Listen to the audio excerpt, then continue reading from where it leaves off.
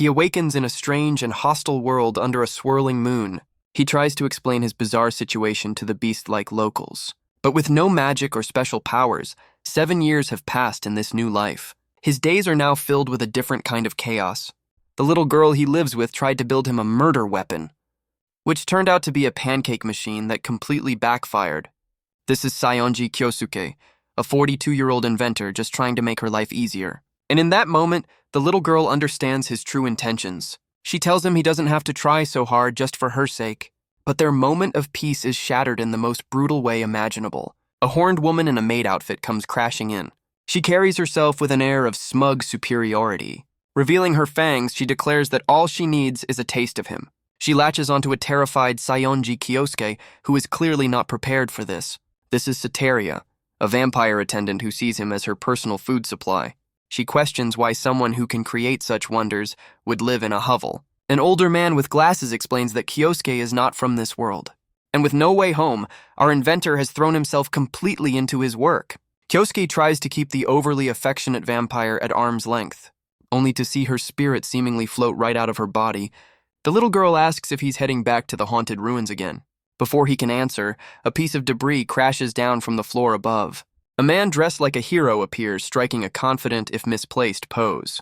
He boldly calls out for the monster he believes is hiding nearby. Kyosuke and the little girl are completely baffled by his declaration. She explains a rumor she heard about a monster with cow ears in the mansion. It turns out his quirky surveillance robots are being mistaken for actual monsters. He tries to check on his creations but gets no response from any of them. Arriving at the scene, he finds all of his beloved robots completely destroyed.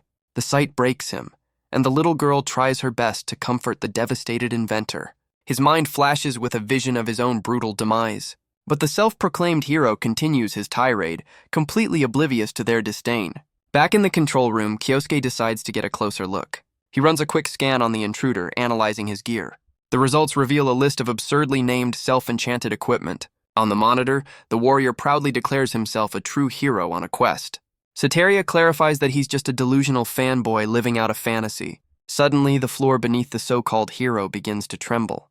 She reveals her simple plan: flush him down into the sewers. With a grim satisfaction, she prepares to send him on his way. The so-called hero lets out a terrified scream. As Sataria reveals, she's just trapping him in an endless elevator loop. He tumbles to the ground, completely disoriented by the sudden stop. But her plan backfires, leaving her spirit once again floating in frustration. On the monitor, they see the hero is now stuck awkwardly between floors. He mistakes the mechanical failure for a powerful earth magic meant to contain him. Sataria furiously points at the screen, demanding he stop damaging her home. But the hero simply punches his way through the wall with brute force. Enraged, Sataria tries to go after him, but Kyosuke holds her back in a panic. The little girl stares at the gaping hole, remarking on how thin the walls are. Kyosuke clenches his fist, remembering how hard he worked to finally find a home. Tears of pure frustration stream down his face as he recalls the 2 years of painstaking renovations. Slamming his hands on the console, he vows to make the intruder pay for this. Sataria, meanwhile, suggests a series of increasingly absurd and cartoonish traps. But Kyosuke has his own plan, activating a sequence on the control panel. The so-called hero freezes mid-rampage, sensing a sudden change in the air. An armored warrior woman suddenly appears before him, sword at the ready. Back in the control room, they see the woman staring directly into one of the cameras. Kyosuke and the little girl are baffled as to why she's looking right at them. He explains that she's actually looking at a remote button that's projecting his face. The hero demands to know what she's talking about, pointing out that Kyosuke created her. Kyosuke realizes with a sweat that his voice is being broadcasted as well. Through the projection, he tries to reason with the intruder, telling him to leave. But his words only seem to trigger a shocking realization in the hero's mind. He points accusingly, identifying Kyosuke as the legendary demon king from ancient texts. Even the little girl has to admit that his face does have a certain villainous quality. The hero holds up an old document, showing a picture of a demon king who looks exactly like him. Kyosuke can only offer a weak, sweaty explanation that it's all just technology. The little girl concludes that this guy is beyond reason and probably needs professional help. Meanwhile, the so-called hero lets out a roar of righteous fury. He accuses the armored woman of imprisoning the little girl in this place. Sataria tries to correct him, explaining she's merely Kyosuke's attendant. The little girl, however, suddenly collapses from the sheer excitement of it all. Sataria stands over her, smugly reaffirming her position in the household. The armored woman seems strangely captivated by Kyosuke's disheveled appearance. He stumbles, revealing the countless bite marks from Sataria's previous feedings. The hero completely misinterprets the scene, believing Kyosuke is a monster. He then makes a bizarre declaration about his own personal preferences. The armored woman Ira Prime vows to defeat the Demon King and rescue her princess. She then turns her attention to a terrified Sataria, making a bold claim of her own. The hero gives chase, shouting for the so-called Demon King to face him. Back in the control room, the little girl seethes with a humiliation she's never felt before. She suddenly changes the subject, asking Kyosuke why he came to this world in the first place. He recalls building a dimensional transfer device 2 years ago, desperate to return home. But the machine malfunctioned, sending him 300 years into this world's past instead. His disastrous arrival was blamed for the disappearance of magic, branding him a demon. The weight of that false accusation still crushes him as the little girl offers her support. But their moment is cut short by a sudden, terrifying sound from just outside the room. They realize with dawning horror that the hero is getting closer. Kyosuke instinctively shields her as she tries to reassure him that it will be okay. The little girl stands firm, vowing that she will be the one to protect him. Her fierce loyalty moves Kyosuke to tears, stunned by her devotion. But the hero suddenly strikes, landing a vicious blow directly on Sataria. He grabs the stunned vampire, declaring that her escape is now impossible. With a furious cry, he sends Kyosuke flying with a powerful kick. The hero scans the room, wondering where his targets have vanished. Suddenly, a pair of demonic wings unfurls in the shadows. Sataria carries the dazed Kyosuke to safety, admitting she acted a bit rashly. The hero is left standing alone amidst the strange and complex machinery. He can only stare in confusion at the impossible technology surrounding him. He spots a piece of machinery covered in warning tags, specifically one that reads high voltage. He immediately concludes this must be the source of the Demon King's power. With a crazed look, he decides to destroy it before it can be used for evil. A massive explosion suddenly tears through the top of the mansion. Far above the chaos, Sataria carries the dazed Kyosuke away from the blast. The shockwave ripples past them as they make their escape. Caught in the inferno, the hero screams his promise to return and save the princess. Kyosuke can only look back at the destruction, hearing the hero's final threat. Sataria remarks that the hero's rampage was bound to cause a malfunction, leaving Kyosuke utterly defeated. The force of the explosion rips through the air, sending both Kyosuke and Sataria hurtling away from the blast. Sataria realizes her energy is fading fast, and she can no longer maintain her flight. They plummet from the sky, crashing hard into the forest below. With her master unconscious, she's forced to feed on him just to keep going, lamenting that they're homeless once again. Elsewhere, the rumors of the Demon King and his captive princess have already begun to spread. But Sataria is nothing if not resilient, assuring herself she's been through far worse. She manages to talk her way past a pair of city guards, who seem to find her story plausible enough. Just as they're about to pass, however, one of the guards stops her in her tracks. He points to the cloaked figure on the ground, but Sataria clarifies that Kyosuke is just a human who can't handle the sunlight. The little girl notes the irony that while Sataria is fine, Kyosuke is the one who can't handle the sunlight. He's hit with a painful memory of being an outcast during a sunny school barbecue, but the little girl's attention is suddenly drawn to the darkening sky.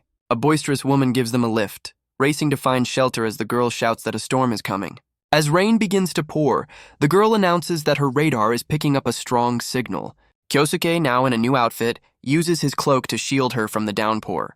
The signal leads them to a massive, vine-covered structure built into a giant tree. She marvels at his glowing invention, but he quickly tells her to turn it off before it attracts lightning. The sight of a home so perfectly blended with nature fills her with a childlike wonder. Kyosuke cautiously pushes the door open, calling out to see if anyone is inside. The little girl is amazed to find there's hardly any dust, and that the furniture is completely intact, with not even a single spiderweb in sight. Kyosuke is ecstatic, declaring this place a top-tier find, much to the little girl's dismay. She immediately lays claim to one of the rooms, demanding it be prioritized over any of his projects. Without waiting for an answer, she blasts the door clean off its hinges, leaving Kyosuke completely stunned by the sudden display of power.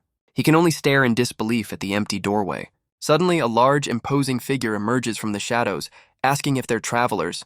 The woman apologizes for startling them, explaining she sensed their presence and came to investigate.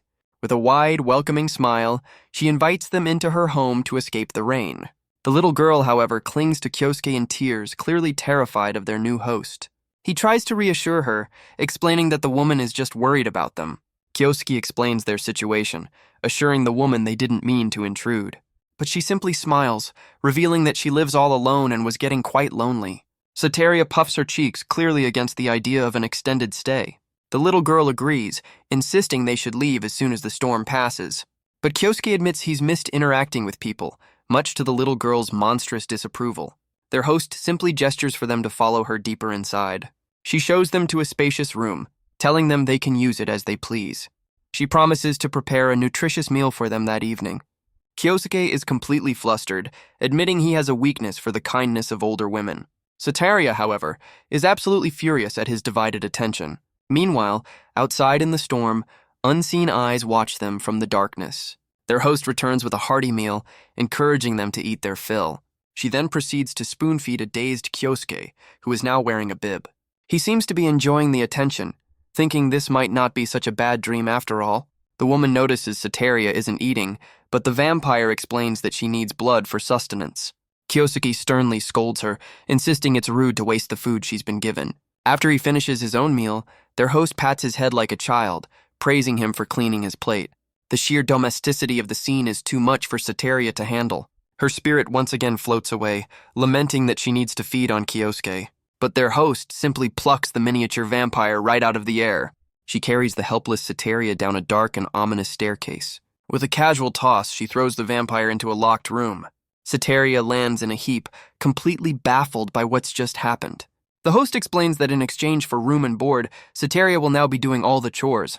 From behind bars, the vampire pleads that she needs blood, not food. Her pleas are met with a pair of cold metal tongs clamping onto her head.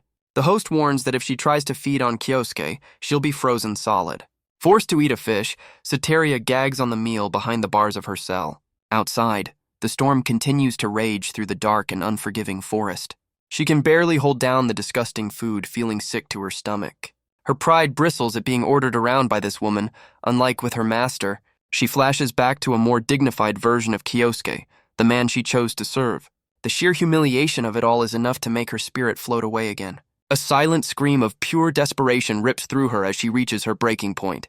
She throws herself against the wall of her cell, trying to reach a small window.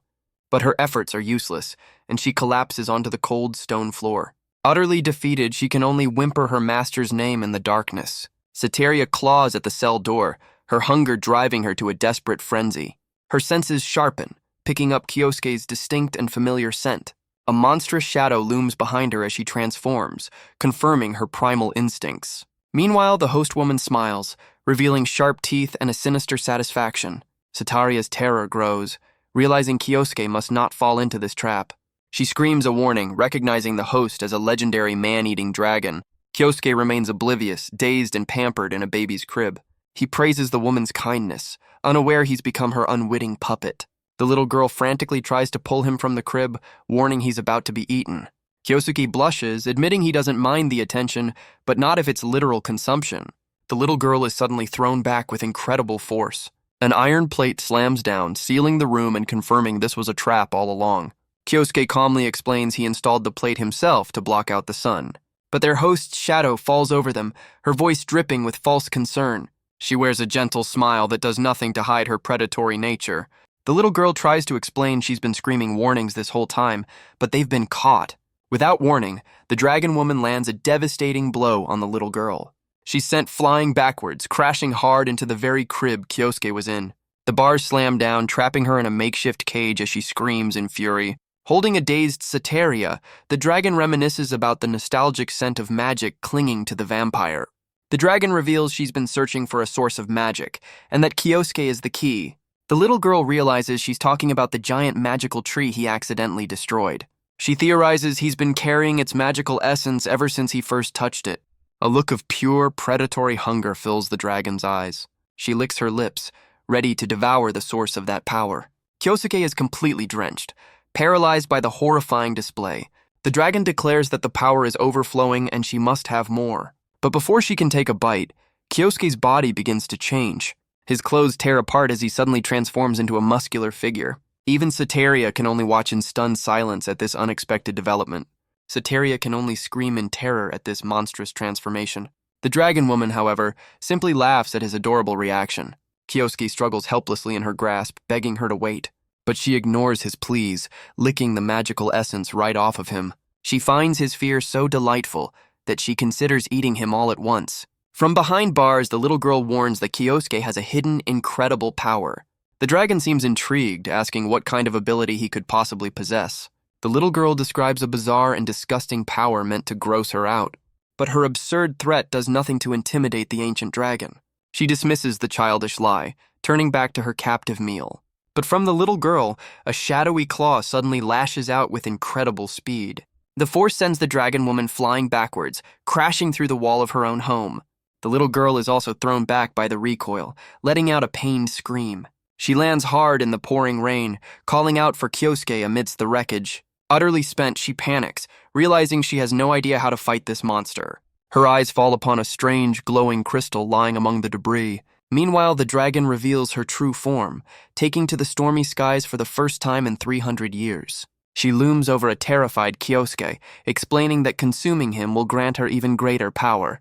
But a tiny figure suddenly flies between them as Sataria vows to protect her master. The dragon glares at the defiant vampire, annoyed by the interruption. But Sataria simply mocks the dragon, calling her wings pathetic. The dragon prepares to unleash a powerful blast from her mouth. She scoffs at the vampire's inability to control her own power, but Sataria reveals this was her plan all along. She expertly dodges the incoming attack, luring the dragon into her trap. The dragon can only stare in stunned disbelief. Having positioned herself perfectly, Sataria looks down with grim satisfaction. A massive bolt of lightning suddenly crashes down from the stormy sky. It strikes the dragon directly, with Kyosuke caught in the devastating blast. The little girl can only watch in horror, screaming out his name. The dragon lets out a guttural scream, writhing in agony from the direct hit. Enraged, she vows that Kyosuke will not escape her grasp. Sataria makes a desperate escape, carrying her master away from the furious beast. But the dragon is far faster than she anticipated, closing the distance in an instant. A massive claw reaches out, ready to snatch them right out of the sky. But Sataria raises her arms, calling upon the storm's fury once more. She expertly weaves through the bolts, dodging the dragon's shadowy assault. With a deft maneuver, she twists away from the beast's lunge. Holding the dazed Kyosuke, she seems to confirm that her plan is working. She reveals a tiny device on the dragon's head, praising her master's useful inventions. The little girl notes that while the dragon is likely still alive, their temporary home is completely destroyed. With a grim look, Kyosuke decides it's time to go. He grabs Sataria and makes a run for it, leaving the chaos behind. The little girl calls out to Sataria, watching them leave. Kyosuke looks back over his shoulder, offering a quiet word of thanks. The little girl is taken aback by his sudden gratitude, but her surprise quickly melts into a look of pure, fang-bearing adoration. She clings to his arm, declaring that he's not allowed to stray from her side ever again. As they run, Kyosuke reverts to his normal self, utterly confused by her possessive outburst. And so, in their search for a new home, they stumble upon a quiet and peaceful-looking cottage. The little girl, in her monstrous form, happily waters a plant, declaring this new home perfect for forgetting all worries. Kyosuke excitedly presents a new surveillance robot to the dragon woman, boasting about its advanced features. The little girl furiously argues that Kyosuke doesn't need robots when he has her, accusing him of lacking understanding.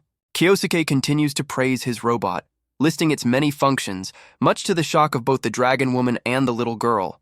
The little girl clings to Kyosuke, insisting she can be useful without his inventions, but he dismisses her. She then leans in close, blushing, and declares herself the only one who truly knows everything about him. Suddenly, the little girl, in her monstrous form, bites into Kyosuke's arm, revealing her true primal hunger. Her transformed body strains with the effort, emphasizing the raw power of her monstrous nature. Sataria, now in her adult form, also bites Kyosuke, admitting she can no longer resist her overwhelming hunger. Tears stream down Sataria's face as she explains she can only feed on Kyosuke, wondering how she ever survived before. The robot matron declares an emergency, noting that Kyosuke's body is shutting down from the excessive feeding. She pulls him into a warm, motherly embrace, much to the little girl's visible annoyance. She then dismisses the little girl like a child, earning a furious protest about being patronized. But the girl is easily distracted, finding a strange custom-built tricycle to ride. With the chaos temporarily contained, Kyosuke sighs in relief, ready to focus on his inventions. Suddenly, the robot matron is struck by a flurry of leaves as she's pulled into the bushes. Her eyes glow ominously as she switches into a new surveillance protocol. She then sprints away with a new purpose, leaving the little girl chasing after her in confusion. A sudden realization dawns on Kyosuke's face as he senses something is terribly wrong. His fears are confirmed by the sound of the little girl's monstrous, enraged scream. The force of the blast sends the little girl flying through the air. She lands on something unexpectedly soft, much to her confusion. Looking down, she realizes she's landed on an unconscious girl lying in the grass. Kyosuke arrives, covered in soot from the explosion, checking to see if she's all right. He tries to wake the stranger, who seems to be regaining consciousness. Her eyes snap open in a sudden panic. She looks upon the wreckage in horror, realizing her home has been completely destroyed. Her belongings are scattered and broken amongst the debris. Through tears, she explains that the house exploded just as she was about to enter. Kyosuke and the little girl realize with dawning horror that they just destroyed an innocent person's home. The little girl immediately lashes out, calling the stranger useless. But the girl fires back, accusing them of turning her father's precious lamp into a piece of junk. Kyosuke freezes, realizing the lamp was a cherished memento. The girl breaks down completely, having lost both her home and her memories in the blast. The little girl can only look on in shame, admitting they've done something terrible. The guilt is too much for Kyosuke, who looks like he's about to collapse under the weight of his actions. He bows deeply, apologizing for his reckless hobby and promising to do anything to make it right. Through her tears, the girl asks if he truly means it. The little girl chimes in with some absurd suggestions, earning a sharp rebuke from Kyosuke. The girl then holds up a broken item, asking if he can fix this for her. Kyosuke looks down in horror, finding himself suddenly dressed in a maid's uniform. The girl cheerfully reminds him that he promised to do anything she asked. When he hesitates, she puts on a dramatic display, pretending she's about to end it all. A panicked Kyosuke rushes to stop her as she cries out about her lost father. The little girl is completely baffled as the stranger asks to tell them her story. She recounts a tragic tale of how trolls killed her parents and stole her mother's remains. Her story leaves both Kyosuke and the little girl completely stunned. They realize this has escalated far beyond a simple apology for destroying a house. Seeing their hesitation, the girl once again resorts to emotional blackmail to force their cooperation. Kyosuke cuts to the chase, asking if she even knows where to find the troll's lair. Kyosuke suddenly remembers his surveillance robot, realizing it might be the key to their search. He pulls up the robot's feed, which is already tracking a signal through the dense forest. The elf girl is ecstatic, realizing they've successfully locked onto the troll's trail. She vows to find her mother, knowing the robot's tracking function can pinpoint their exact location. And so, their bizarre troll hunting expedition officially begins. But their progress is halted when the robot gets snagged on a tree, causing the monitor to go dark. Just as Kyosuke panics, the elf girl excitedly points towards a clearing just ahead. They've found it. A ritual site where the trolls have gathered around the stolen coffin, but the elf girl's expression shifts into something unsettling and predatory as she finally lays eyes on them. Kyosuke, however, senses that something about this entire situation is terribly wrong. The trolls let out a chorus of grotesque and unsettling laughter. Hiding nearby, Kyosuke and the little girl can only watch in absolute terror. The little girl notes the elf's creepy smile is the same one she makes before feeding. Sataria wonders how they'll handle so many trolls, suggesting they need to be scattered. But Kyosuke, back in his maid outfit, excitedly reveals a new wheeled drone. He explains it emits an ultrasonic wave that affects the nervous system. Sataria eagerly reaches for it, but he warns her to put in earplugs first. The small drone quickly takes to the air. It hovers above the trolls, who look up in panicked confusion. The creatures clutch their heads, unable to bear the piercing sound. But Kyosuke is forced to silence the little girl's monstrous screams before she gives them away. He looks around for the elf girl, finding the little girl temporarily neutralized on the ground. The trolls are left confused as the piercing sound finally subsides. Their attention is drawn back towards the coffin at the center of the clearing. Kyosuke tries to keep the whimpering little girl from making another sound. Suddenly, the elf girl makes a grand entrance, standing atop the very coffin she claimed was stolen. The trolls look up in awe at the banners bearing her image, revealing she is no victim. She stands before them with a cold and calculating expression. A wicked, fang-filled smile spreads across her face. With a monstrous roar, she declares that she has finally found her troll brethren. The trolls scatter in absolute panic, screaming about a legendary hunter named Alice. Kyosuke and Sataria can only stare in wide-eyed horror at this sudden turn of events. She viciously stomps on one of the trolls, revealing her true sadistic nature. A small troll child pleads with her to stop, begging for its father's life. The trolls flee in terror, calling her a demon as they try to protect their princess. But Sataria isn't about to let this betrayal stand, preparing to intervene. Suddenly, a troll shrouded in dark energy steps forward to confront the hunter. It declares that it only wants to fight their leader, ignoring the weaker ones. The battle ignites the forest, forcing the remaining trolls to flee the spreading flames. Kyosuke calls out her name as Sataria charges headfirst into the fray. Sataria realizes the story about the stolen coffin was all just a lie. The hunter mocks her for being so gullible, gloating that she could have made a fortune. Sataria's face contorts with pure, unadulterated rage. She lets out a furious roar, vowing that this betrayal will not go unpunished. But Alice simply grins, easily deflecting the vampire's attack. Sataria swings a massive branch, clashing with the hunter's bladed weapon. The branch shatters, pinning her against a tree. She looks on in horror, realizing the hunter has attached an explosive device to the wood. But Kyosuke has a plan, readying his drone for another deployment. He intends to use its ultrasonic waves to stop the hunter in her tracks. But Kyosuke's drone buzzes to life, ready to neutralize the hunter. His plan is immediately ruined as the little girl grabs him, screaming for help. Her panicked interference sends the drone flying wildly off course. It circles back over the terrified trolls, who now see their supposed allies as the real threat. The little girl clings to Kyosuke, still completely dazed from the ultrasonic blast. Sataria spots the drone now tangled high up in a tree, urging him to get it down. The little girl tries to knock it loose with a long branch, desperate to help. She struggles to reach it, stretching as far as her small body will allow. With a final triumphant push, she manages to free the device. Kyosuke celebrates the small victory alongside the very trolls they were just fighting. But their celebration is cut short as the explosive device finally detonates, sending Sataria flying. The little girl can only scream in terror at the sudden violent blast. Alice takes advantage of the chaos, continuing her merciless assault on the trolls. But Sataria recovers midair, hurtling back towards her opponent.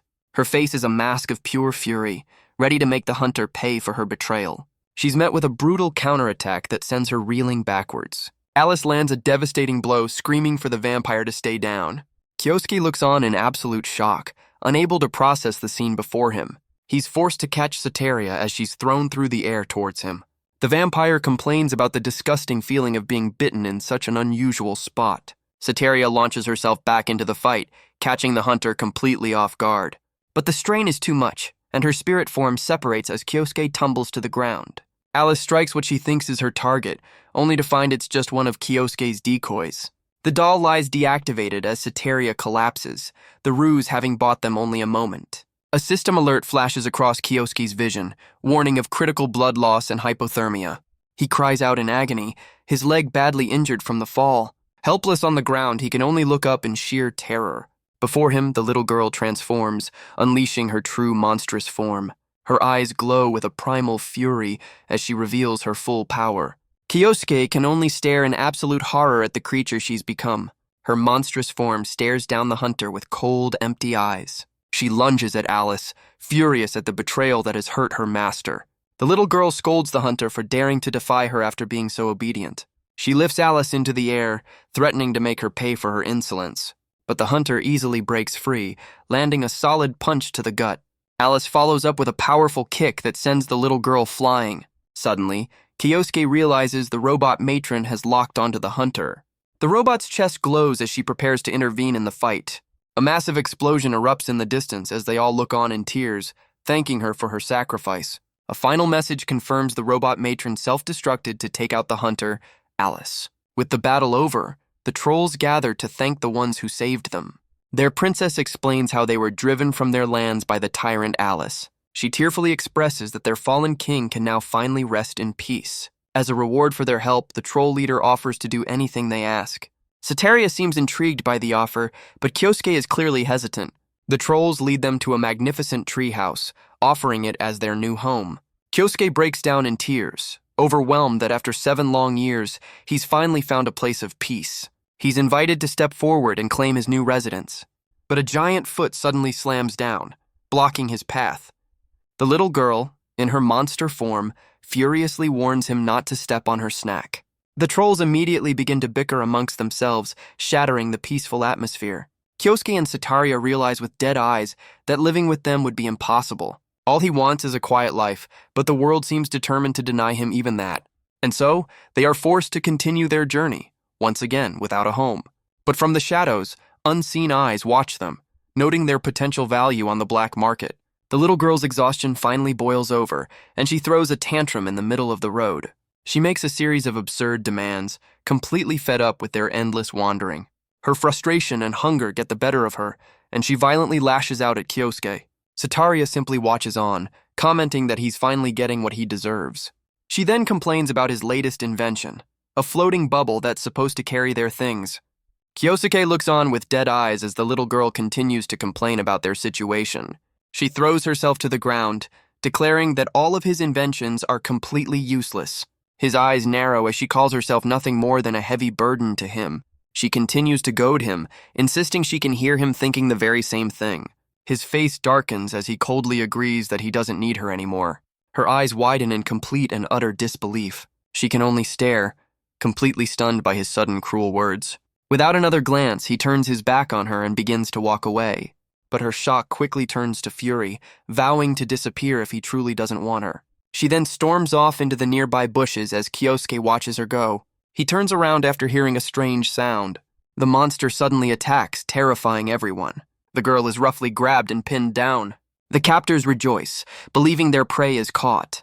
The girl desperately cries for help. The young man rushes forward to intervene. He is violently thrown away by a blow. He realizes in shock that he was abandoned. The girl stares in horror, unable to believe it. The captors decide to take her away and sell her. She wanders into a small fortified village, completely alone. Sataria, meanwhile, seems to be enjoying the sudden peace and quiet. But the little girl is quickly captured, waking up inside a small cage. An old woman informs her that she's just been sold for a handsome price. The little girl can only stare back with a look of utter disdain. But her composure quickly shatters into a scream of pure panic. She transforms, unleashing a furious tirade against her captors for their immoral actions. Left alone in her cage, she wonders how she'll ever get out of this mess. Just then, a familiar silhouette appears in the doorway. Kyosuke has arrived, confirming that he's found her. She tearfully imagines him as a valiant prince, arriving to save her. But her relief turns to horror, as she's surrounded by a crowd of men who all look exactly like him. They mock her from outside the cage, their identical faces pressing in on her. One of them reaches through the bars, grabbing her face to get a better look. She lets out a terrified scream as his grip tightens painfully. But the man suddenly recoils, spewing a black substance from his mouth in disgust. The real Kyosuke stands guard, ordering the crowd of doppelgangers to back away. She can only cry in terror, completely overwhelmed by the bizarre situation. A flashback reveals he'd given her a communication device, telling her to contact him if she was in trouble. But back in the present, she frantically searches for it, realizing it's gone. She watches in horror as one of the men crushes her communication device under his boot. Trapped and terrified, she realizes she has no way to call for help. A memory flashes in her mind of Kyosuke turning his back on her, leaving her to believe she's been completely and utterly abandoned. But far away, someone is running through the mountains. The real Kyosuke stops to catch his breath, clearly shaken by what he's just seen. He recalls an old legend that seeing your own doppelganger is a sign of impending doom. But a more pressing thought hits him as he realizes he left Sataria behind. He quickly remembers, however, that he'd placed a GPS tracker on her just in case. Pulling up the feed, he sees she's in a strange village and has activated an emergency signal. He realizes the signal has been cut, fearing something terrible has happened to Sataria. But the tracker confirms her signal is coming from the village just over the hill. It's a small, unassuming settlement nestled in the coastal plains. A cold dread washes over him as he realizes he has to go in there alone. He's immediately stopped by a villager who addresses him as their chief. Kyosuke freezes in horror, finding himself surrounded by men who all look exactly like him. Every single one of them shares his face, twisted into a smug, unsettling grin. The village of doppelgangers closes in on him with predatory smiles. He lets out a scream of absolute terror, trapped in this waking nightmare. His mind shatters at the sight of his own face staring back at him from every direction. He makes a desperate run for it as the village of clones celebrates their chief's return. Collapsing in an alley, he can't comprehend the sheer number of identical faces. The overwhelming sight triggers a painful memory of being bullied as a child. Hiding inside a building, he sees that Sataria's signal was cut off somewhere nearby.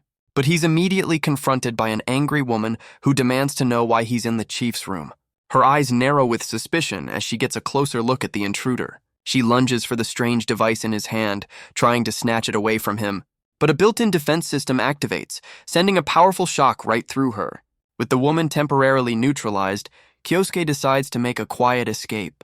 He cautiously peeks into the next room, hoping to find his missing attendant. He's confronted by one of the clones who tells him to change into ceremonial attire. The clone reveals that tonight's offering is a young vampire girl, perfect for breeding. He realizes with dawning horror that Sataria has been captured to be a sacrifice. With no other choice, he decides to play along, impersonating their chief to save her. He's led out to a festival ground where the entire village of clones has gathered. The clones murmur amongst themselves, ready to bring the sacrifice to the altar. In a nearby cage, Sataria fumes, wondering why she's suddenly in her child form. Her captors note her shape-shifting ability, realizing she can't breed in this state. On stage, the village chief announces that it's time for this year's offering. He explains the ritual takes place on the one night the moon shines with 7 colors. The chief explains that offering this sacrifice will bring prosperity to their people. The clones believe this ritual will finally break the curse on their identical faces. Kyosuke can barely contain his disgust at their bizarre and fanatical beliefs. From her cage, Sataria looks on with a growing sense of unease. The chief then reveals a lavish bed where the ritual of life is set to begin. A woman steps forward, thanking the chief for choosing her to bear his child. Kyosuke trembles under his hood, stammering that it's a great day for the ceremony. But the crowd of clones calls out, unable to hear his nervous mumbling. He breaks into a cold sweat, trying to stall with a rambling, nonsensical speech. The woman tells him to stop with the greetings and begin the ceremony by removing his robe. But just as he's about to be exposed, a loud crash from a nearby tent distracts the entire crowd. He throws off his disguise, revealing a bizarre leather outfit as he signals that it's time to act. The real chief orders his men to investigate, but someone is already sneaking towards Sataria's cage. It's the woman from the chief's room, who now asks a tearful Sataria if she's all right. Sataria is overjoyed, mistaking her rescuer for Kyosuke in a princely disguise. But her rescuer is actually the woman, now wearing a matching leather outfit and blushing with embarrassment. She tries to calm the terrified vampire, insisting this bizarre outfit is not her choice. With all eyes on them, she frantically tries to figure out a way to escape. She pulls out a laser stick, explaining it was the only place she could hide the device. But before she can act, the little girl bursts from the tent, shouting for everyone to wait. The real chief points an accusing finger, ordering his men to capture the imposter. The crowd of clones looks on in confusion, as Kyosuke realizes his cover has been completely blown. He desperately points at the little girl, shouting for them to capture her instead. But the woman in leather uses her laser stick to slice right through the bars of the cage. With a single swing, she frees the captive vampire. The little girl reveals her plan to feed on Kyosuke and make a quick aerial escape. Her monstrous form sends the clones scattering in absolute terror. They try to stop the woman, accusing her of being an outsider who's been lying to them all along. Kyosuke is quickly swarmed by the angry mob, who are determined to capture him. The festival erupts into chaos as the clones begin fighting amongst themselves in the confusion. The chief orders his men to capture the little girl and bring her to the stage. But the clones grab him instead, unable to tell the difference between him and the imposter. The little girl takes her chance, leaping into the bushes to escape the chaos. The clones give chase, determined to recapture their precious offering. They spot her climbing a tall wooden structure, trying to get away. As the real chief screams in frustration, Kyosuke slips away to pursue her. He corners the terrified girl, shoving a handful of fruit into her mouth. Standing over her, he warns that a fall from this height would be fatal. She cries that she'd rather die than be captured by him, just as he leaps away. But he quickly doubles back, grabbing the screaming girl with a sinister grin. The little girl lets out a muffled scream as he forces the strange fruit into her mouth. But her panic fades as she recognizes the familiar taste of blood.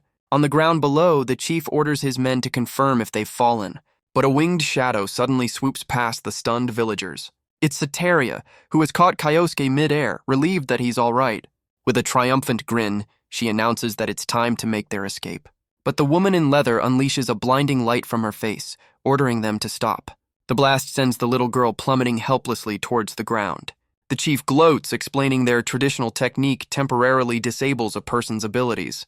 With their escape plan foiled, the crowd of clones closes in, declaring there's nowhere left to run. Kyosuke glares with grim determination as the little girl clings to him in fear. He tells her to stay close, ready to make a desperate move.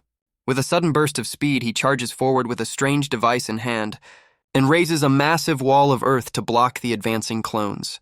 But his plan backfires, sending the woman in leather tumbling into the newly formed trench. She lets out a terrified scream, landing directly on top of the stunned little girl. Thinking fast, Kyosuke pulls out another one of his strange inventions. A massive bubble begins to form around the two fallen women. The little girl can only look up in shock as the bubble completely seals them inside. Kyosuke explains he's trapped them in a protective sphere, much to her utter confusion. He reveals he kept the bubble device, admitting it was a good thing he didn't throw it away. As they float away, the village chief screams in fury, demanding they return his precious offering. Inside the bubble, Sataria confronts him about his cruel words, but he clarifies it was all a misunderstanding about his luggage. She then accuses him of abandoning her, but he admits he was just terrified by the village of clones. His honest confession seems to catch her completely off guard. Floating under the stars, she realizes he never intended to leave her behind. He looks at her directly, insisting he would never say she was useless to him. She can only ask why he would go to such lengths for her. Under the moonlight, Kyosuke quietly admits it's because he cherishes the time they spend together. The heartfelt words leave her completely stunned, looking up at him with a newfound adoration. He stammers, trying to downplay the weight of his own confession. He quickly changes the subject, remarking how nice it is to have someone to watch the moon with. Their bubble floats across a serene landscape, a truly fantastical sight. The little girl can only look up, her eyes reflecting the starlight as she agrees. She remembers another night long ago when the moon was just as beautiful, a memory of a hand reaching out to her when she was trapped in darkness. It was Kyosuke who found her alone and offered her a chance at a new life. The weight of that memory settles over her as they float in silence. She recalls the vow she made that day to serve him for the rest of her life. But their moment is broken as they realize the air inside their bubble is running out. Sataria, back in her adult form, enjoys a moment of pure luxury, feeling like the most important woman in the world. But their search for a new home is powered by another one of Kyosuke's bizarre inventions, which he struggles to control. He collapses in exhaustion, unable to keep up with the machine's demands after only a few minutes. The little girl taunts him, wondering if he's already forgotten the kindness he was shown. But her words trigger a furious, almost monstrous reaction from Sataria, who screams at him to never mention parents again. Her violent outburst leaves Kyosuke in tears as she spits in disgust at the very thought. Their argument is cut short as the woman from the village points towards an island on the horizon. Kyosuke looks on in shock, confirming he sees the ominous bat-shaped landmass. But the sight of the island fills both him and Sataria with a sudden, inexplicable dread. He asks what could possibly be on that island as a strange, dark sphere hovers ominously above it. The woman from the village screams as a massive projectile hurtles right for them. Sataria panics, realizing they're being fired upon from the mysterious island. The cannonball makes a direct hit, tearing through their makeshift vehicle. Kyosuke screams, desperate for one last moment before the inevitable crash. He then makes a bizarre, final declaration that leaves Sataria completely bewildered. Their vehicle is completely consumed in a massive, fiery explosion, but the woman from the village seems completely unfazed, calmly watching them fall. On the island, a shadowy figure stands by the cannon that fired the shot. A monstrous silhouette with glowing eyes then leaps from the shore, launching itself directly towards the falling survivors. The monstrous figure lands amidst the wreckage, standing over a fallen Kyosuke. Both Kyosuke and Sataria can only look on in absolute terror. The creature's eyes glow with a menacing light as it prepares to strike. But a man with two-toned hair suddenly appears, shouting for it to stop. A male vampire sinks his fangs into Sataria's neck, laughing as he recognizes her. The two-toned hair man screams in horror as Sataria cries out in pain. The vampire reveals this is his home, asking if the man is Sataria's father. Their home turns out to be a massive castle floating in the sky. He apologizes for the rough welcome, blaming a recent string of attacks on a crazed killer. But his attention turns to the newcomer, noting the familiar scent of magic clinging to him. The vampire turns his attention to the two-toned hair man, getting uncomfortably close to inspect him. The man recoils in shock, completely caught off guard by the sudden scrutiny. With a sudden realization, the vampire grabs him, demanding to know who he is. He recognizes him from ancient texts, declaring him the legendary demon king from 300 years ago. The two-toned hair man is stunned speechless, while Kyosuke just looks annoyed by the familiar accusation. The vampire inspects his face, noting every detail matches the old descriptions perfectly. He declares with absolute certainty that this is the real demon king, as the man weakly tries to explain he's just a human, But Sataria proudly steps forward, confirming she is indeed traveling with the great demon king.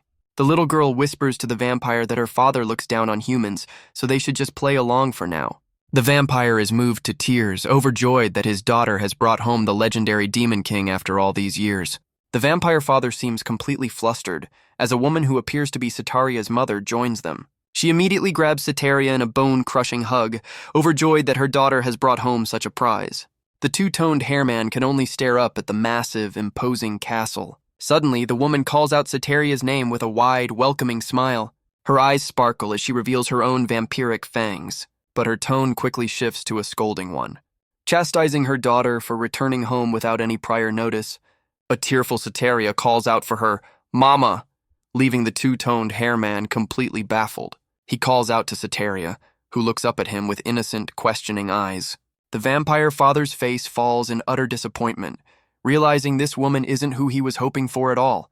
The two-toned hairman can only collapse as Sataria's mother explains that vampires simply age differently. Sataria is immediately swarmed by her family, who fuss over her as if she's completely helpless. She fumes, remembering just how overprotective they've always been. Her mother pinches her cheek, reminding her they were against her traveling alone in the first place.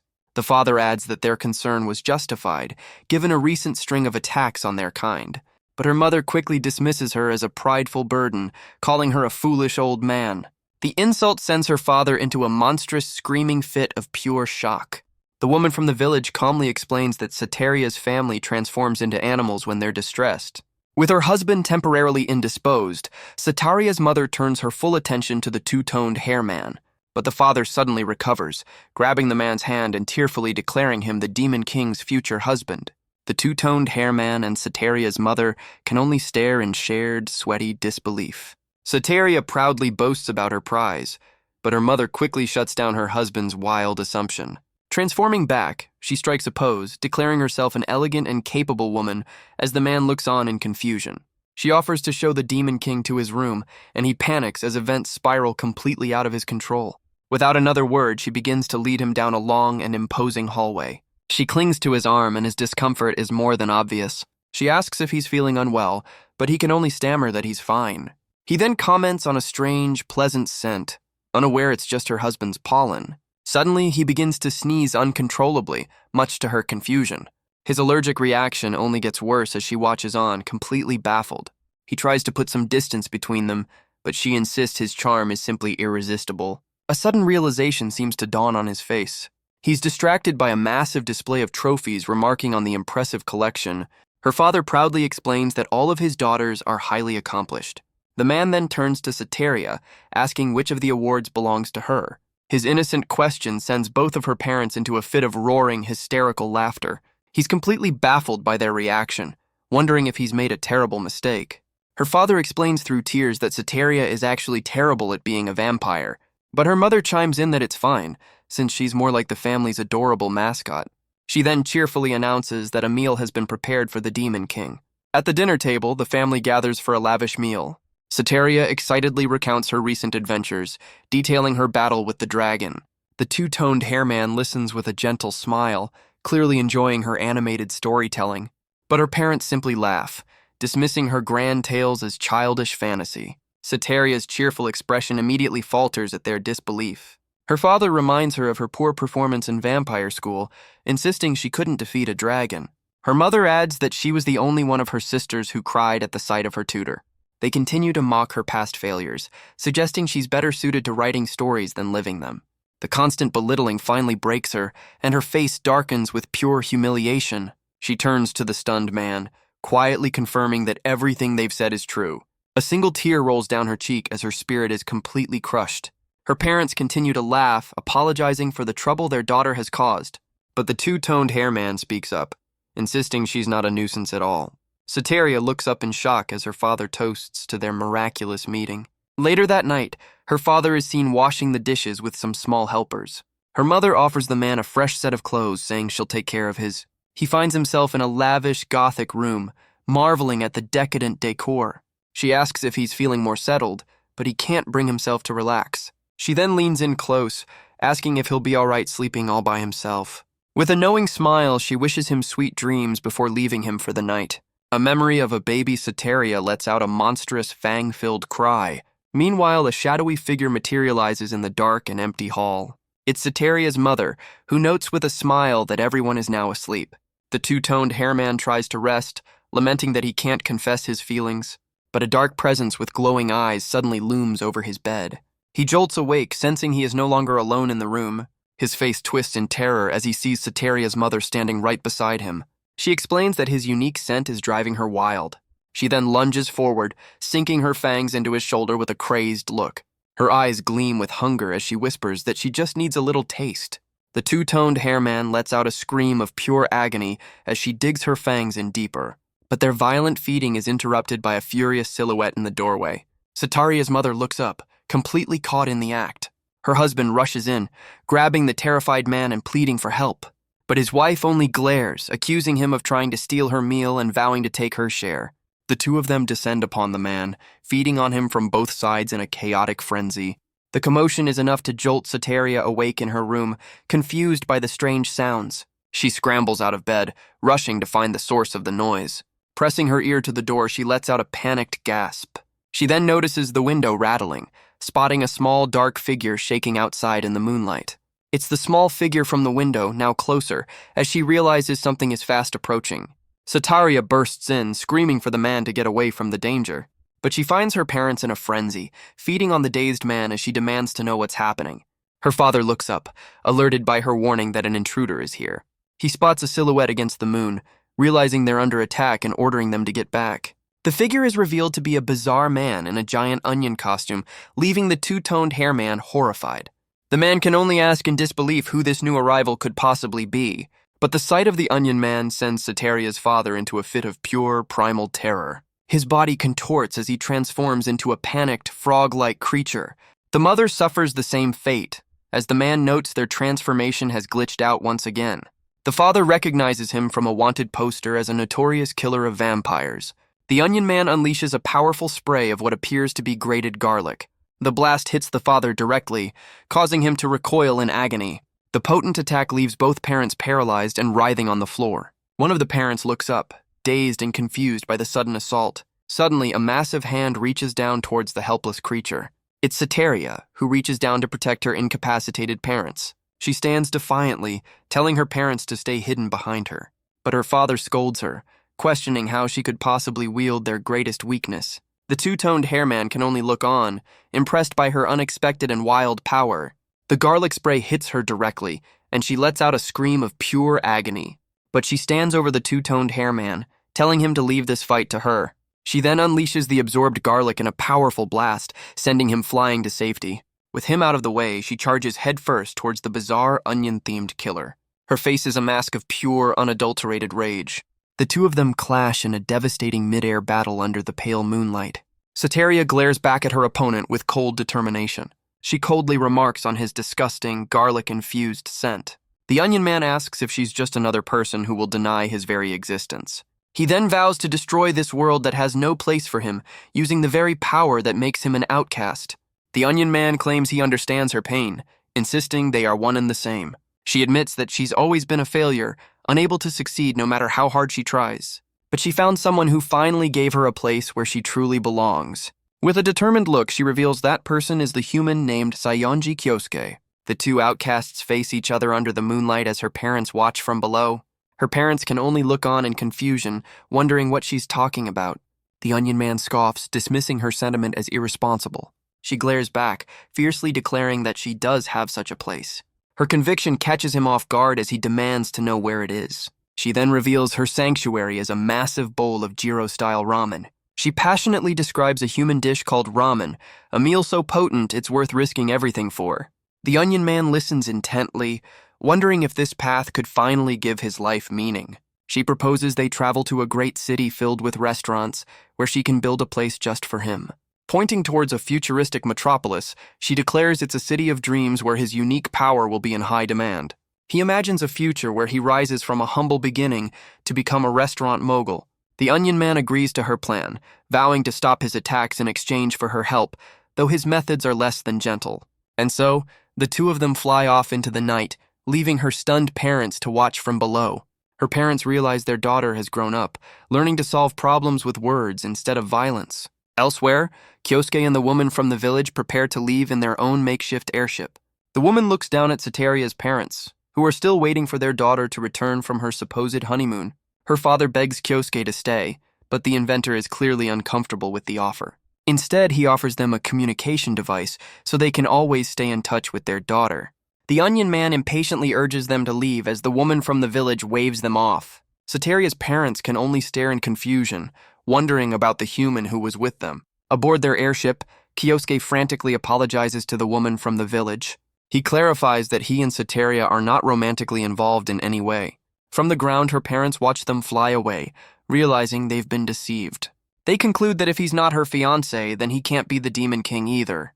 The overwhelming smell of garlic from their new companion makes Kyosuke sick to his stomach. Elsewhere, a pair of city guards confiscate a bag from a young girl, accusing her of bringing in contraband.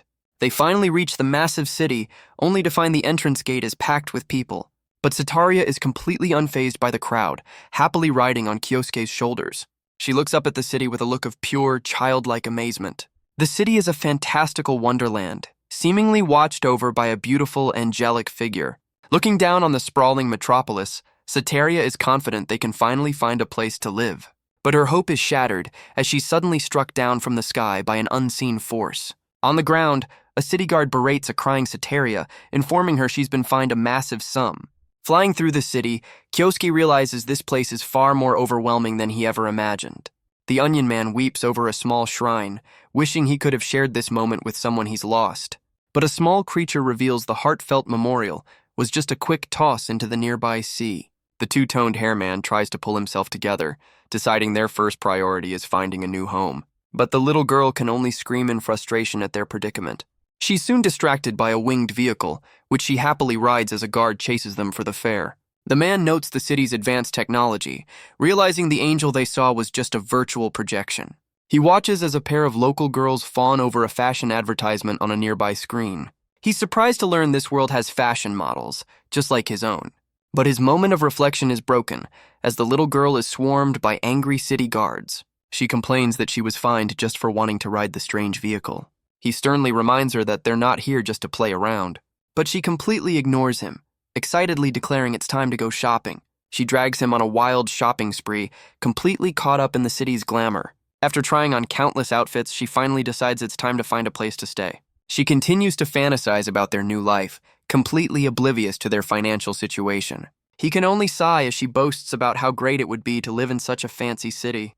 The man notes the distinct lack of demons or beastmen among the city's populace, but Sataria dismisses his concerns, asking if they still have enough money for an inn. He opens his wallet, only to find it completely empty. The man lets out a scream of pure despair, realizing she spent every last coin they had. With no money for food or shelter, she offers him her afro wig to use as a pillow. He can only stare blankly ahead, completely defeated by their hopeless situation. The little girl looks down from a high vantage point, noticing a pleasant smell wafting up from the city below. But the two-toned hairman has collapsed on the stairs, completely drained from the humidity. He looks up the endless staircase, realizing just how far they have to go to reach the lower levels. They find a place to rest, but the little girl notes the heavy atmosphere is a stark contrast to the city's bright exterior. Her unease grows as a large, rabbit-like figure suddenly appears before her. The man is completely lost in a daze, drooling as the little girl begs him not to abandon her. She flies towards a building with a large fox mask emblem as he calls out for her to wait. Inside, she confirms that this is the source of the incredible smell she noticed earlier. A fox-like woman with a wide grin suddenly confronts the man, asking what he's doing here. He can only mutter about the legendary meal, completely overwhelmed by the aroma wafting from the kitchen. The little girl tries to stop Kyosuke, who is now wearing a strange helmet, warning that he's about to get stuck. But his head suddenly bursts in a spray of black liquid, horrifying her. He collapses to the ground as the fox-like woman scolds him for his foolishness. Sataria trembles, realizing something must have been wrong with him even before he hit the wall. Her attention is suddenly drawn to a strange light at the end of the hall. Without warning, she's grabbed by a series of mechanical arms, screaming in terror. Kyosuke turns in alarm, calling out her name, but he's immediately grabbed from behind as well. An armored figure slams him face first into the ground as Sataria's spirit watches helplessly. A small, fox-eared girl appears, angrily demanding to know what's happening behind her shop. Sataria frantically points towards the shop's pantry, trying to deflect the blame. A rabbit-eared woman in a maid outfit glares down at them, asking if they're prepared for the consequences. Kyosuke desperately tries to explain it was all a misunderstanding, and he wasn't the one responsible. The fox-eared girl looks on in disbelief, angrily asking if he wants to see the damage he's caused. They're brought into a massive, bustling workshop that doubles as a communal living space. A man with two-toned hair is shown working on a ventilation system. He complains that the shoddy materials were bound to break, explaining he's been reinforcing them for years. An injured young man sits up in bed, thanking him for coming all this way to help. The fox-eared girl warns him not to push himself too hard, lest he fall down the stairs again. The rabbit-eared maid then apologizes, explaining that the area is plagued with pickpockets.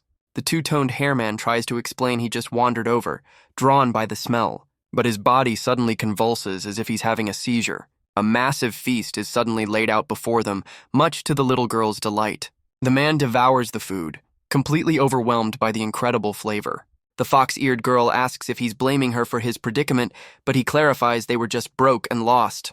The injured man asks if they're travelers with nowhere to stay for the night. He then offers them a job, suggesting they could work in exchange for room and board. The two-toned hairman is ecstatic at the offer, and the little girl happily agrees. The injured man smiles, telling the fox-eared girl to be a good host, but she furiously rejects the idea, shouting that they can't afford to take on any freeloaders. The injured man gently reminds her that it's what his mother would have wanted. Kyosuke is overjoyed, insisting they don't even need to be paid for their work. He whispers that with a place to stay, the goal of their long journey will finally be complete. But Sataria breaks down, imagining a horrifyingly domestic life she never asked for. The fox-eared girl can only stare, completely unimpressed by the dramatic display. The injured man tells her to be more open, explaining that the new girl seems a bit difficult. And so, their new life begins at the bustling fox-themed establishment. A waitress calls out as a new pair of customers arrive for a meal. Sataria immediately springs into action, rushing to serve the new arrivals. The fox-eared girl follows close behind, carrying her own tray with a practiced efficiency. But her enthusiasm quickly leads to disaster, as she trips and spills the entire tray. The fox-eared girl furiously reassigns the two-toned hairman to dish duty, declaring Sataria useless. He walks into the kitchen to find a horrifying scene of splattered red liquid everywhere. The fox-eared girl screams at him from the doorway, demanding he clean up the unsanitary mess. Overwhelmed by the chaos, Sataria breaks down completely, unable to handle the pressure. To cope, Kyosuke invents a social adaptation suit, which is just him wrapped in towels. But the fox-eared girl has no time for his inventions, kicking both of them back to work. The injured man tries to calm her down, but she insists he stay put while she takes over. Their disastrous service sends a customer storming out, vowing to never return. The two-toned hairman can only offer a weak excuse, claiming he was just swatting a fly. The sheer stress of the situation causes Sataria's spirit to float right out of her body. The fox-eared girl declares that their incompetence is more trouble than it's worth. The injured man cheerfully suggests they could at least clean the bathrooms together. His words only send both Kyosuke and Sataria into a spiral of despair. The man concludes they're useless at every task, telling them to find something they can actually do. Sataria tries to think of any skill she might have, remembering their dire financial situation. She realizes that if they can just bring in more customers, the shop will make more money. Her solution is to start drawing up some promotional flyers to advertise the restaurant. She then takes to the skies in her adult form, trying to spread the word as Kyosuke watches in dismay. He realizes with only one person running the floor, they need a way to reduce the workload. The rabbit-eared maid senses a strange presence behind her. She turns to find Kyosuke has built a massive, clanking machine in the middle of the kitchen. He explains his new automated system, which uses a water wheel to wash dishes and deliver orders. The injured man can only stare in awe as the machine works perfectly, sending the others flying in the process. He asks Kyosuke if he really built all of this just to make things more convenient. A sudden realization dawns on him as he stares at the inventor with a new understanding. He wonders if Kyosuke is some kind of creator god, as a divine image flashes in his mind. Thanks to his inventions, the restaurant is now a massive success, with Sataria happily serving a crowd of new customers. But some of the patrons are surprised to see beastmen and demons in this part of the city. One of the small helper creatures furiously attacks a customer who dares to question the quality of the food. Sataria is completely consumed by her craving for the restaurant's incredible food. Even the rabbit-eared maid admits she'd do anything for another taste. Her promotional flyers are a massive hit, drawing in crowds of curious new customers. One woman eagerly grabs a flyer, convinced by their enthusiastic pitch. But her excitement is cut short as a massive hand suddenly grabs her head.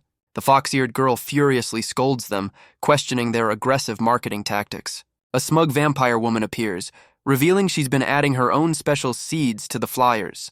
The fox-eared girl can only look on in complete confusion. The vampire explains her plan for a mysterious prosperity, much to the fox-eared girl's growing anger. But the fox-eared girl has no idea who this strange woman even is.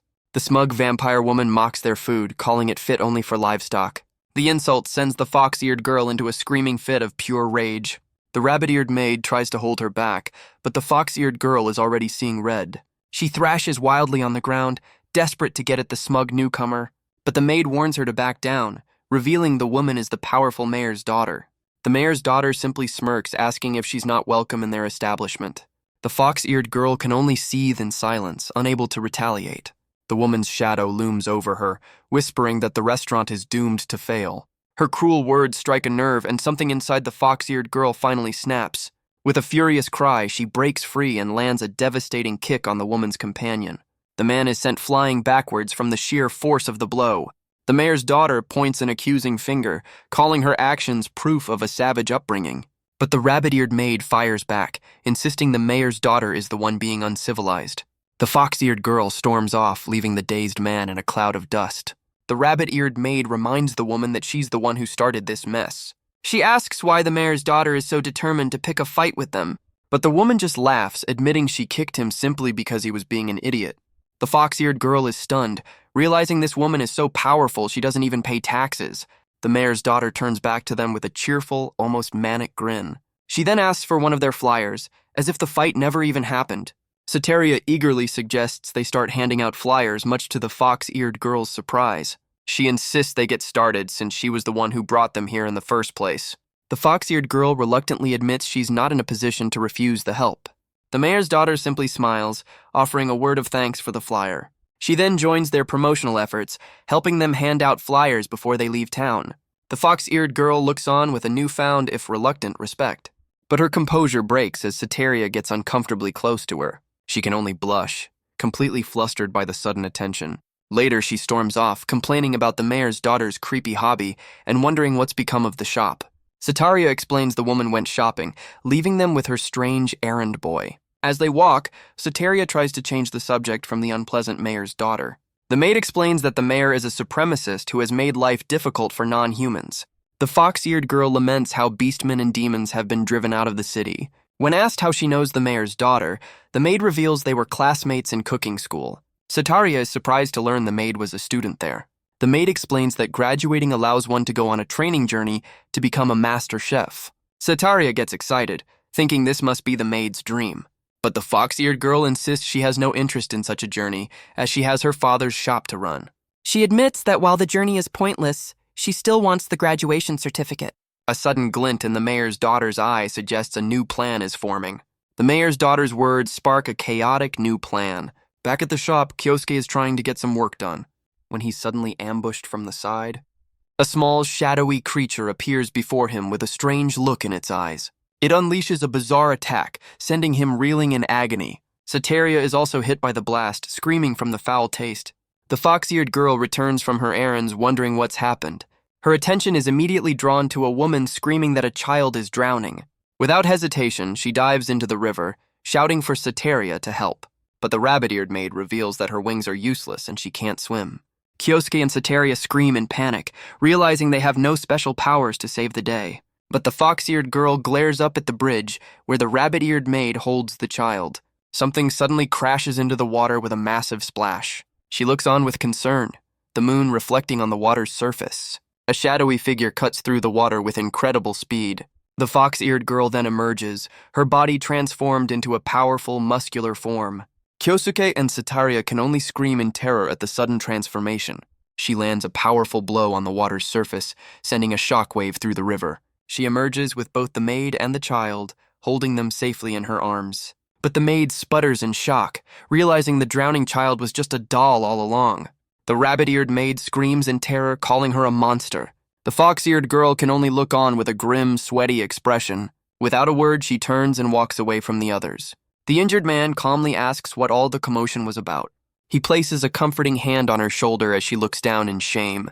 She then retreats up the stairs, ignoring his call. Kyosuke and Sataria are left completely baffled by the sudden transformation.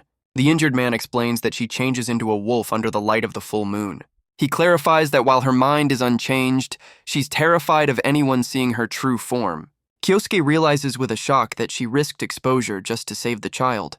The injured man explains that she's still the same sensitive girl, even in her transformed state. Elsewhere, the two-toned hair man tries to navigate the city, looking for a place called District B. He walks with Kyosuke, realizing he needs to learn the city's layout quickly. But his thoughts are interrupted by a troubling sight just ahead. He spots the fox-eared girl standing alone in an alleyway. He wonders if she's talking to someone, remembering she attends a nearby school. He calls out to her with a friendly wave, hoping to ask for directions. But his smile fades as he overhears a series of cruel and vicious insults. The mayor's daughter and her friends corner the fox-eared girl, mocking her and threatening her future. The woman then smirks, saying it would be easy to summon the vampire they met the other day. The fox-eared girl can only look down, her resolve crumbling under the weight of the threats. The mayor's daughter leans in, her face twisted with contempt as she mocks the girl's beast-like features. But the fox-eared girl simply looks up, her voice dangerously calm. Her companion steps forward with a knife, telling her to drop the wounded act. But the mayor's daughter suddenly lunges, screaming that her own pain is far greater. Before she can strike, Kyosuke intervenes, grabbing her wrist to stop the attack. The fox-eared girl can only stare, her eyes swirling in complete shock. Her mind shatters as she begins to hallucinate, melting into a puddle of pure terror. Kyosuke tries to reason with them, warning them to calm down before things escalate. But the chaos spreads as one of the small helpers also succumbs to the bizarre hallucinations. The fox-eared girl insists he shouldn't have gotten involved, but Kyosuke can't bring himself to look away. She points out the cut on his arm, but he dismisses it as something he's used to. She looks down, a quiet moment of concern passing between them.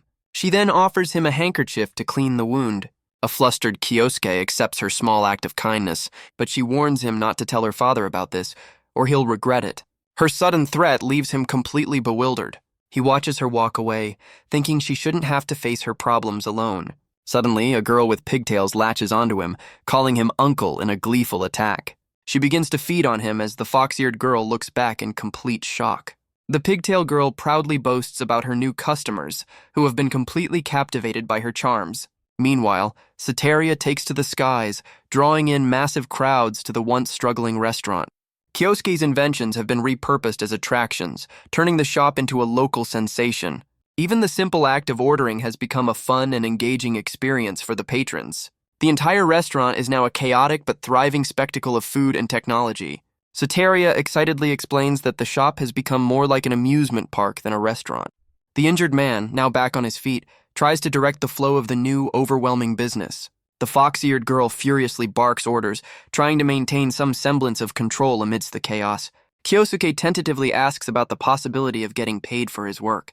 A week passes, and the entire crew is now busy preparing for the town's upcoming carnival. The mayor's daughter is greeted by her followers as she walks through the city. They're now holding one of the restaurant's promotional flyers. She admits with a wide smile that the food was far better than she expected. Her friends are already planning their next visit, eager to try the other menu items. But their flyer is suddenly snatched right out of their hands.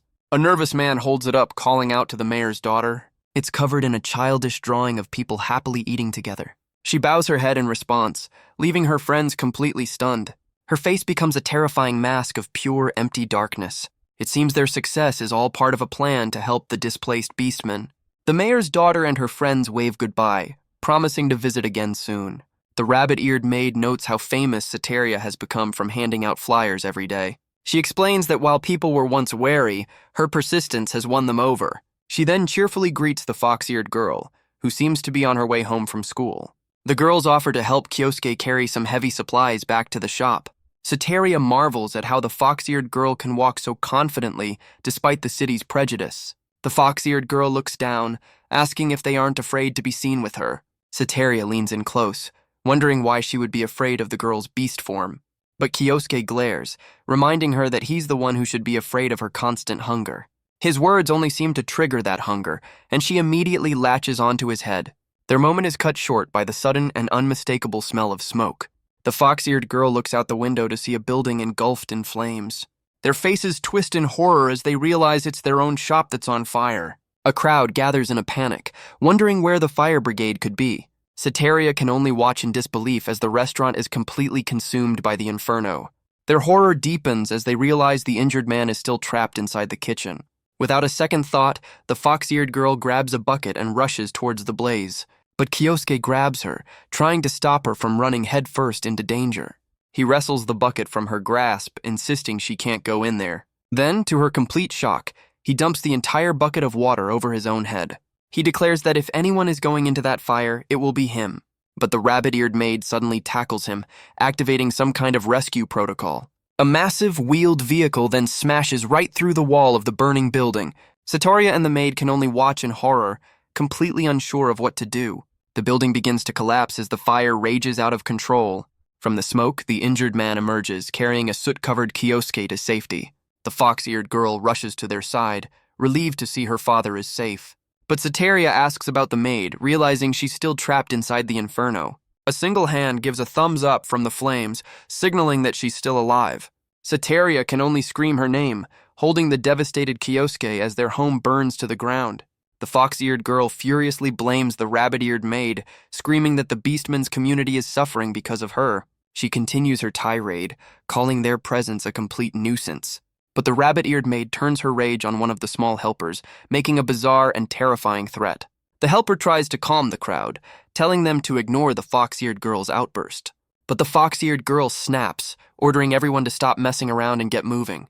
She carries her injured father on her back, knowing that no rescue team will ever come to the slums. The rabbit-eared maid can only ask how she can remain so calm after losing everything. Sometime later, they've managed to get him to a proper medical facility. In a hospital bed, the injured man thanks a scorpion-tailed doctor for her help, admitting her potions work wonders. The doctor calmly replies that they were fortunate the fire was contained, a small blessing in their misfortune. The doctor notes that Kyosuke seems to have been caught in the same fire. The injured man sits up, cheerfully asking how the fox-eared girl is doing. Sataria explains that she's currently staying at her school's dormitory, but her expression shifts as a troubling thought crosses her mind. She recalls the girl's cold reaction to the fire, accusing her of being heartless. She then turns to a bedridden Kyosuke, telling him to just be quiet and rest. The injured man looks on with a pained expression. He then offers a weak smile, apologizing for the misunderstanding. He explains that since her mother's death, the girl has struggled to express her feelings. With no one to support her, she lashes out, hiding the kind and gentle person she truly is. The rabbit-eared maid asks him to watch over the girl, explaining she's just lashing out. Sataria, however, seems completely unconvinced by this explanation. With the sun setting, the injured man suggests it's time for them to leave. Sataria trudges away from the hospital, followed by a trail of strange creatures. Back in her adult form, she looks completely unimpressed with their current situation. The father's words echo in her mind, but she can't understand why she should care. She strikes a defiant pose, clearly not interested in playing babysitter. Her gaze falls upon the fox-eared girl, standing alone amidst the ruins of her home. They arrive at the school dormitory, a series of massive, futuristic domes. The girl can only stare at the wreckage, the weight of her loss finally settling in. A memory flashes of a happier time, with her family together on the rooftop. She looks up at the home she once knew, now just a hollow shell. The warmth of her mother's embrace is a ghost she can no longer feel. In the present, the fox-eared girl finally breaks down, her grief pouring out in a flood of tears. She lets out a guttural scream of pure anguish amidst the wreckage of her life. Sataria watches from a distance, stunned by the sudden and raw display of emotion. The girl stands alone, a silhouette of sorrow against the ruins of her home. Sataria can only look on, her previous judgment now replaced with a quiet understanding.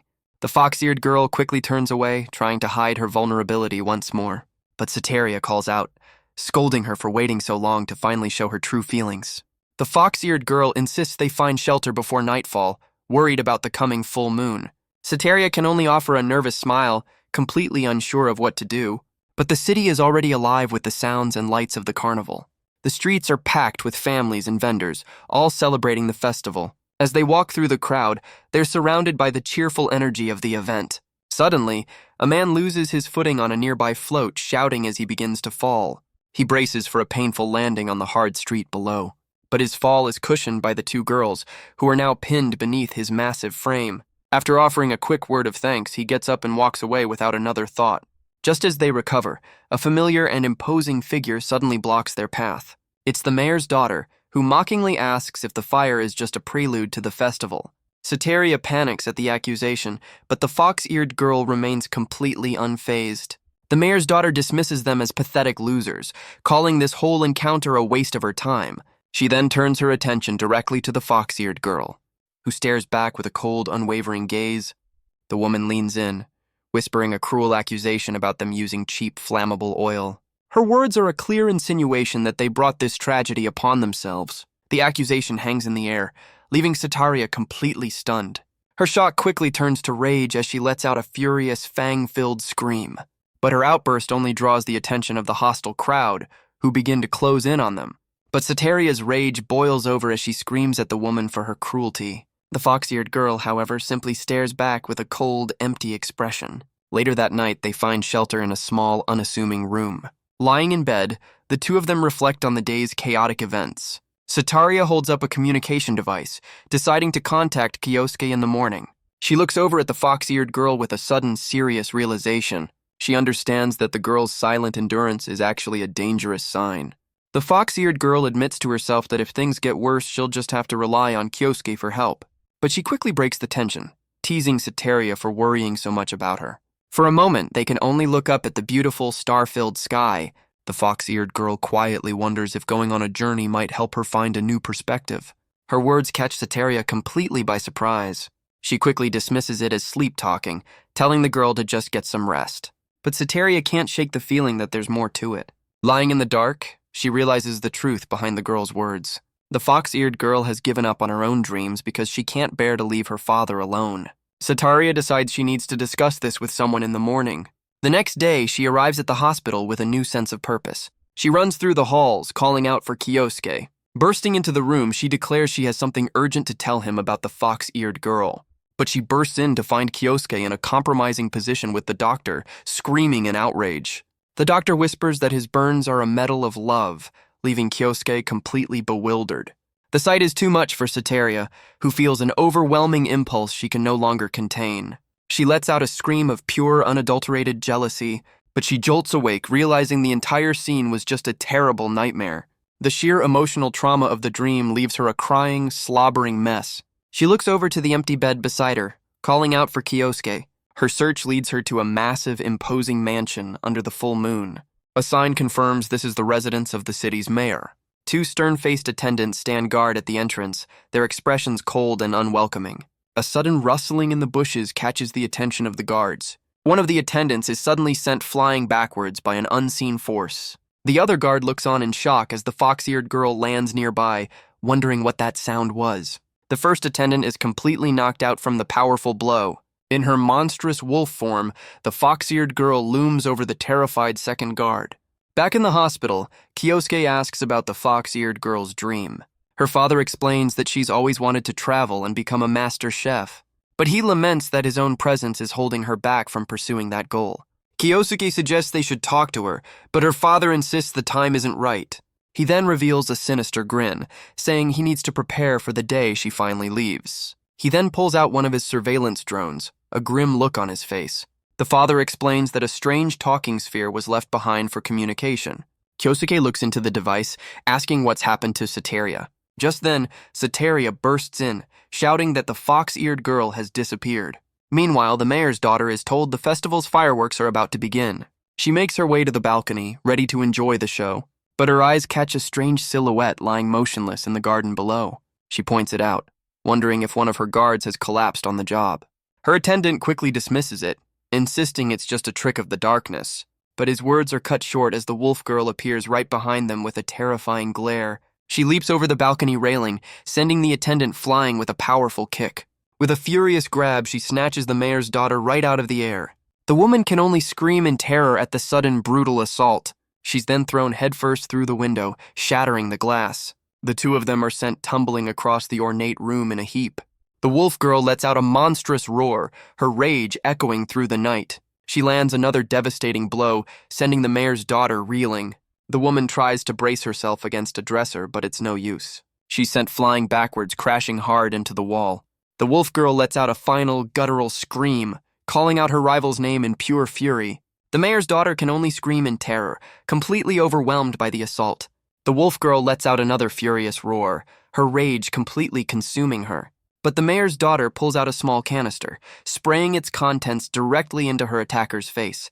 The potent substance immediately takes effect, burning into the wolf girl's eyes. She collapses to the ground, clutching her face in agony. The mayor's daughter reveals she's using a banned beast repellent, acquired through less than legal channels. She explains that without treatment, the effects will become permanent within the hour. With a cruel smile, she dismisses the girl's suffering, saying she has nothing left to lose anyway. But even in her pained state, the wolf girl's body begins to tense. The mayor's daughter looms over her, declaring that beasts like her belong on the ground. But through the pain, the wolf girl's eyes burn with a cold, focused fury. She asks the mayor's daughter just who she thinks she's looking down on. A memory flashes back to a school trip, where the mayor's daughter was warned not to enter a dangerous area. But she'd cheerfully ignored them, saying she just wanted to pick a flower as a souvenir.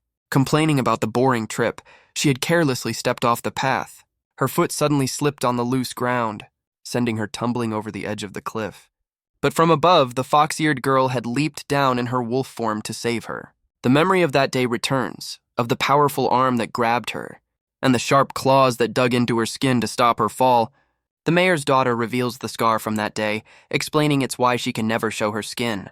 She screams that it's all the wolf girl's fault, blaming her for the permanent mark. Her rage boils over as she explains that the memory of those claws makes her physically sick. The wolf girl can only stare in horror, finally understanding the true depth of her rival's hatred. But back in the present, their fight is interrupted as the mayor's daughter's attendants finally arrive. She orders them to dispose of the wolf girl as she makes her escape through the shattered window. Standing on the balcony, she points to the sky, declaring that the stars belong in the heavens, while filth like the wolf girl belongs on the ground. She laughs maniacally, insisting that in this world, beauty is the only thing that truly matters. With a final, condescending question, she leaves the defeated wolf girl alone in the darkness. The mayor's daughter gloats that a beast's life as cheap as Sataria looks on with cold contempt, but Sataria suddenly intervenes, landing a furious punch right in her face. The force of the blow sends the attendants flying in a chaotic heap. She then grabs the dazed wolf girl, trying to snap her out of her pained state. With a strange and desperate move, she bites down on the wolf girl's head. The mayor's daughter looks back in annoyance, recognizing the persistent vampire. Sataria asks the dazed wolf girl if she's all right, wondering why she came here alone. She explains she learned the mayor's location from the girl's father, just as her rival makes a run for it. The mayor's daughter screams at them for daring to enter her home, calling them filthy beasts. Sataria then spots the canister on the floor, wondering about its strange and potent smell. She recognizes the scent as a banned substance, realizing this is an illegal drug. A sudden, desperate idea seems to form in her mind. She watches the mayor's daughter flee, a look of grim determination on her face. The wolf girl looks up, demanding that Sataria hand over the canister. Sataria charges forward, shouting a challenge at her fleeing rival. The mayor's daughter looks back with a smug grin, mocking the vampire's inability to fly.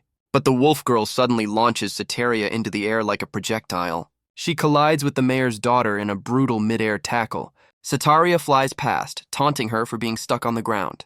But the woman unfurls a pair of massive wings, revealing she's a member of the divine angel race. The mayor's daughter screams in terror as Sataria carries her through the sky, calling her an angel. From the ground, one of Kyosuke's drones calls out for its master's help. Kyosuke and the wolf girl race through the festival on a bizarre, tracked vehicle. The drone points to the sky, spotting the two figures flying against the moon. They look up in horror, realizing Sataria is flying directly towards the fireworks display. A large, jovial man laughs, completely oblivious as he launches the next round of fireworks. Their vehicle crashes through a fence, sending them tumbling to the ground below. Kyosuke lands in a heap, his arm bent at a painful and unnatural angle. A pair of festival workers rush over, shouting at them for trespassing in a restricted area. Kyosuke frantically searches for his communication device, realizing he's lost it in the crash. The festival workers complain that they're running behind schedule, but one of Kyosuke's drones whirs to life among the wreckage. It projects a message, apologizing to the fox-eared girl for what's about to happen. Suddenly, a familiar voice booms over the festival, declaring the shop deserved to burn. The crowd looks up in confusion, wondering about the strange announcement. The voice continues its hateful tirade, gloating about destroying the beastman's shop. The mayor's daughter's friends recognize her voice, shocked by her apparent villainy. They're completely baffled by the bizarre and hateful speech. The recording continues, with her voice vowing to drive out all non-humans from the city. The broadcast frames the mayor's daughter, exposing her prejudice to the entire festival. The crowd of beastmen and demons glares up, their faces filled with pure hatred. The wolf girl races through the woods, screaming that Sataria is flying right into danger. But the festival workers are completely oblivious, preparing to launch the next firework. Kyosuke unleashes a pair of ghostly projections from his device, creating a massive earth wall that sends the workers into a furious panic. The entire crowd is blinded by a sudden, brilliant flash of light. A small child in the crowd looks up, noticing something strange in the sky. He points towards the moon, spotting the two figures locked in their mid-air struggle. The mayor's daughter chokes Sataria, trying to force the canister from her mouth. But she's suddenly blinded as the fireworks explode right beside them. The crowd below recognizes the mayor's daughter, shocked to see her attacking the flyer girl. Her friends can only look on in disgust, completely disillusioned by her hateful words. Blinded by the light, the mayor's daughter loses her grip as Sataria gags on the canister. But the festival workers are still determined to launch the next firework on schedule. The wolf girl sprints towards them, screaming for them to stop their foolishness. But the lead worker is lost in his own world, eager to set off the next blast. She closes the distance, her desperate cry echoing through the chaos. With a final lunge, she tackles the man, sending the launcher crashing to the ground. The mayor's daughter screams in frustration, realizing her target has vanished in the confusion. Sataria looks towards the brilliant light of the moon, her plan finally complete. The mayor's daughter falls, her pride finally shattered.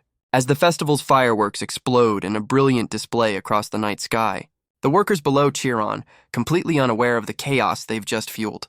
Amidst the wreckage, a soot-covered Kyosuke stands dazed but alive. The fox-eared girl looks up just in time to see something falling from the sky.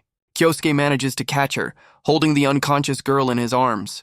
The other beastmen rush to their side, relieved to see that they're both okay. But his moment of relief is cut short as the festival workers drag him away to answer for the damages. Elsewhere, the mayor's daughter faces the consequences of her actions. Now locked in a cell, she can only mourn her tarnished reputation and sullied wings. A guard barks at her to be quiet, offering no sympathy for her fall from grace. The mayor's daughter can only scream in fury, wondering how her life came to this. Elsewhere, the fox-eared girl reads a letter, completely baffled by its contents.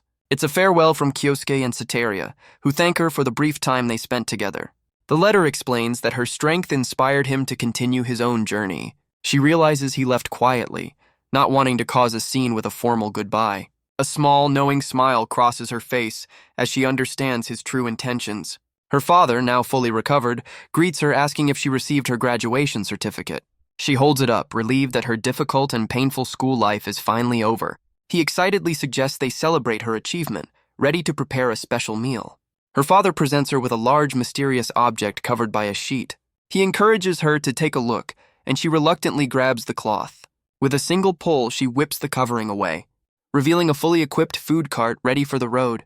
Her eyes widen in absolute speechless shock.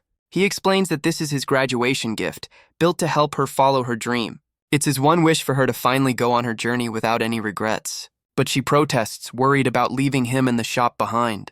He just laughs, telling her not to worry about an old man like him. She can only look up at him, completely overwhelmed by his incredible act of support. He remembers how she took care of him after her mother's death, worried he couldn't run the shop alone. He holds her close, telling her that she's made him the happiest father in the world. His words leave her completely speechless, her eyes welling up with emotion. He can only smile, knowing he's finally done the right thing for his daughter. The fox-eared girl breaks down, overwhelmed by his love and support. She realizes that she too is the happiest daughter in the world. And so, just as Kyosuke did, she quietly leaves a letter behind. While our heroes find themselves completely unprepared for their own journey, Sataria furiously attacks Kyosuke, blaming him for her emotional outburst back at the hospital. He can only cry out as she latches onto his head in a fit of rage. But just as they're leaving, the fox-eared girl comes racing after them. Kyosuke and Sataria turn around, completely caught off guard by her sudden appearance.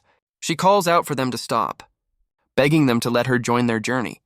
Kyosuke and Sataria share a silent, knowing glance. He turns back with a confident smirk, seeing they've reached an unspoken agreement. Sataria's eyes sparkle, confirming that her decision has been made.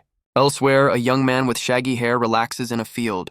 He looks down at a plate of what appears to be a burnt meal, smiling with satisfaction. But the fox-eared girl can only cry, lamenting that she's not cut out to be a chef. The shaggy-haired man smiles, telling the crying girl that being a good cook isn't what makes a true chef. Through her tears, she asks him what a true chef is supposed to be. The woman from the village explains that it's someone who cherishes the companions they travel with. He reassures the girl that she can become one, reminding her that her parents believe in her.